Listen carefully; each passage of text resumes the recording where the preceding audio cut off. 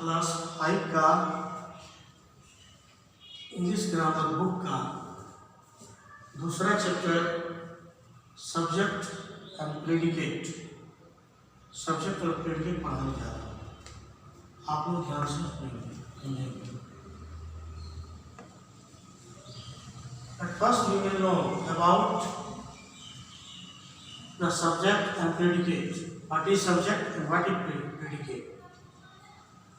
सबसे पहले आपको सब्जेक्ट क्या है, व्हाट इज सब्जेक्ट किसे कहते हैं, व्हाट इज प्रेडिकेट किसे कहते हैं, इसके बारे में आपको जानना होगा। सब्जेक्ट और प्रेडिकेट के बारे में जानना होगा। तो subject person or thing about when something is said is the subject of sentence. Subject कहते हैं जिस किसी व्यक्ति या वस्तु के बारे में कुछ कहा जाए, वाक्य में जिस किसी व्यक्ति या वस्तु के बारे में कुछ कहा जाए उसे सब्जेक्ट कहते हैं। जैसे द टीचर टीचर्स भी, शिक्षक मुझे पढ़ाते हैं। तो इस वाक्य में जो हम पढ़ाए, यहाँ पर एग्जाम्पल दिए हैं, टीचर टीचर्स भी, शिक्षक मुझे पढ़ाते हैं। इसमें टीचर सब्जेक्ट, टीचर क्या है, सब्जेक्ट, क्योंकि पढ़ाने का काम कौन कर रहे हैं, कौन करते हैं, टीचर करते हैं, अध्यापक जी करते हैं। शिक्षक मुझे पढ़ाते हैं, तो इसमें टीचर सब्जेक्ट है। क्योंकि अभी मैंने बताया, I have already taught you or explain about the subject, a person or thing about when something is said to me, say is the subject of a sentence. Subject के बारे में हमने अभी तुरंत कहा, जिस किसी वाक्य में किसी व्यक्ति या वस्तु के बारे में कुछ कहा जाए, बताया जाए, उसको सब्जेक्ट कहते हैं। जैसे इस वाक्य में व्यक्ति कौन है, टीचर अध्यापक जी है, उसके बारे में कहा जा रहा है कि मुझे पढ़ाते हैं, इसलिए इसमें द टीचर सब्जेक्ट। उसके बाद प्रेडिकेट, व्हाट इज प्रेडिकेट किसे कहते हैं, what we say about the subject is called predicate. इस सब्जेक्ट के बारे में जो कुछ कहा जाए उसे प्रेडिकेट कहते हैं। तो सब्जेक्ट के बारे में जो बताया जाए, जो कहा जाए, वही प्रेडिकेट होता है। Just like example, she reads this book, वह इस किताब को पढ़ती है। तो hence she is used as subject, ये सब्जेक्ट के रूप में यूज हुआ है। और रीड्स दिस बुक, यह किताब पढ़ती है, यह प्रेडिकेट के रूप में यूज हुआ है। क्योंकि अभी मैंने बताया सब्जेक्ट के बारे में, तो सब्जेक्ट के बारे में क्या कहा जाए, सब्जेक्ट सी के बारे में क्या इसको कहा जाए कि किताब, यह किताब पढ़ती है, तो यह किताब पढ़ती है, यह प्रेडिकेट, यह उधेय है और यह उधेय। अब आप लोग ये जानिए, I am going to explain about according, how can be according to imperative sentence, we can be know about the subject। अब हम बताने जा रहे हैं कि imperative sentence में, imperative वाक्य में हम सब्जेक्ट को कैसे पहचानें, जबकि imperative में तो सब्जेक्ट रहता ही नहीं है। Just like I, we, they, you, he, she, it, name, कुछ भी नहीं। तो जब नहीं रहता है imperative sentence में, सब्जेक्ट नहीं रहता है, तो ऐसे इंपरेटिव सेंटेंस में हम सब्जेक्ट का पहचान कैसे करेंगे, क्योंकि इसमें सब्जेक्ट को गौण रहता है। एग्जाम्पल पर ध्यान देंगे आप लोग बच्चों। यहाँ से एग्जाम्पल इसका मैंने लिया है, स्टैंड अप, खड़ा हो जाओ, सिट डाउन, बैठ जाओ, सर दर्द हो, दरवाजा बंद, तो कौन भी हो रही है, अपना बाल झाड़ो, wait me outside this room, कमरा से बाहर मेरा इंतजार करो, वगैरह वगैरह जो भी हो। Hence everybody listen to here, hence stand up actually means you stand up. यहाँ पर जो हम बताया कि स्टैंड अप, खड़ा हो जाओ, वास्तव में इसका मतलब होता है तुम खड़ा हो जाओ। क्योंकि बोलने वाला वक्ता जो है कोई किसी सेकेंड पर्सन व्यक्ति से जिससे बात हम करते हैं उससे कह रहा है कि खड़ा हो। सचमुच में इसमें बताया जा रहा है कि यू स्टैंड अप, तुम खड़ा हो। यू सिट डाउन, तुम बैठ जाओ, तुमसे बात किया जा रहा है। यू शट द डोर, तुम दरवाजा बंद करो। यू शट द डोर, तुम दरवाजा बंद करो। यू कॉम योर हेयर, तुम अपना बाल झाड़ो। इस तरह ये जो बताया stand up, sit down, shut the door, comb your hair, इसमें स्पीकर बोलने वाला वक्ता किसी सेकेंड पर्सन से कह रहा है कि तुम बैठ जाओ, दरवाजा बंद करो, खड़ा हो जाओ, बाल झाड़ो। इसलिए इंपरेटिव सेंटेंस में सब्जेक्ट नहीं रहता है, अपने से पकड़ना पड़ता है, छिपा हुआ रहता है, गौन रहता है। हाँ, तो इसलिए इसमें यू सब्जेक्ट, इस तरह के वाक्य में यू को सब्जेक्ट माना जाता है।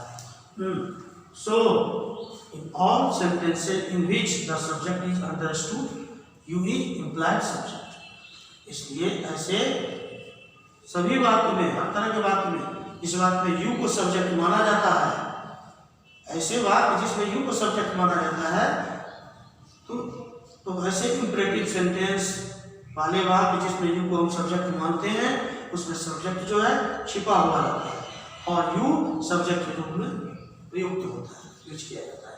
अब उसके बाद हम कुछ एक्सरसाइज टाइप का क्वेश्चन हम दिए हैं, बता रहे हैं।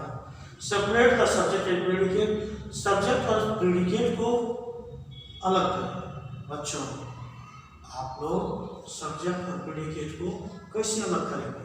सब्जेक्ट और प्रेडिकेट को कैसे पहचानेंगे कि कौन सब्जेक्ट?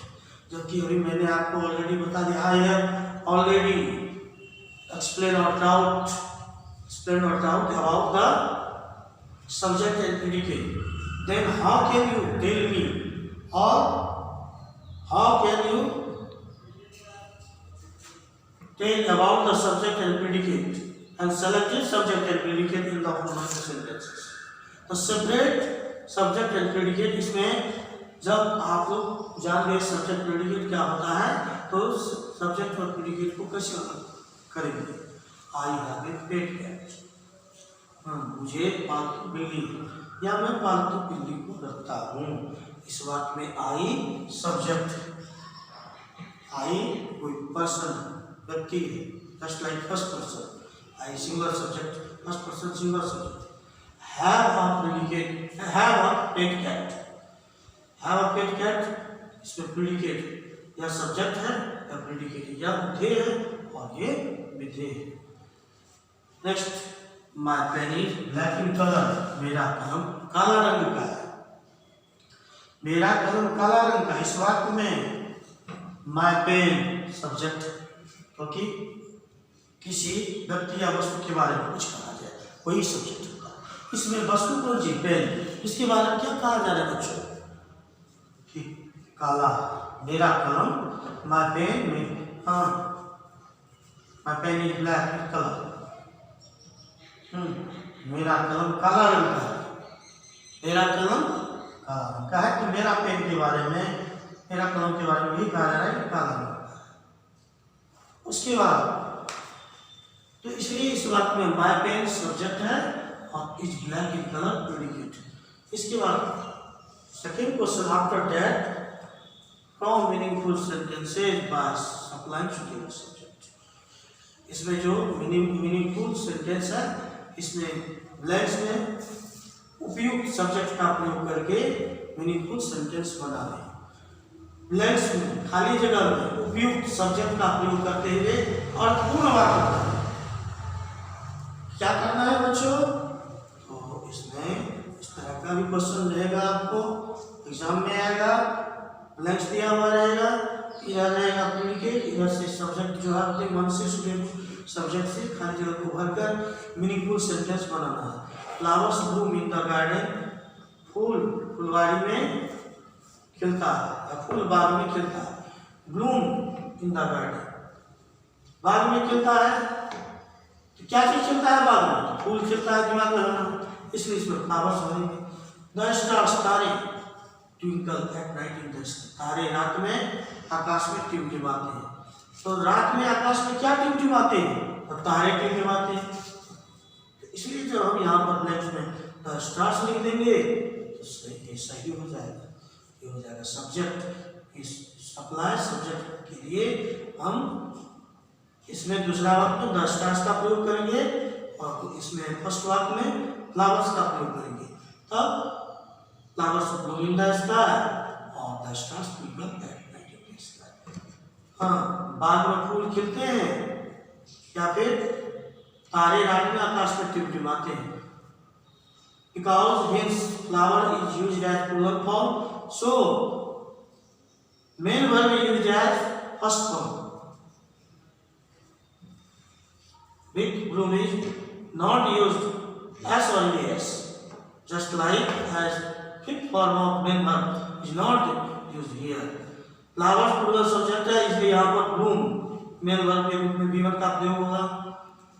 इसमें वर्ब के पांचवा रूप के अनुसार एस नहीं लगेगा, ब्लूम्स नहीं होगा। यदि यहाँ फ्लावर रहता तब फ्लावर तब ब्लूम्स होगा। तो आज की क्लास में बस इतना ही। आप लोग जाने, खुश रहें, स्वस्थ रहें, और जो मैंने आप लोगों को आज पढ़ाया है उसको आप लोग अच्छा से फेयर करेंगे। इसका वर्कशीट और प्रॉब्लम, उसका सॉल्यूशन, वर्कशीट का सॉल्यूशन भी भेजा जाएगा।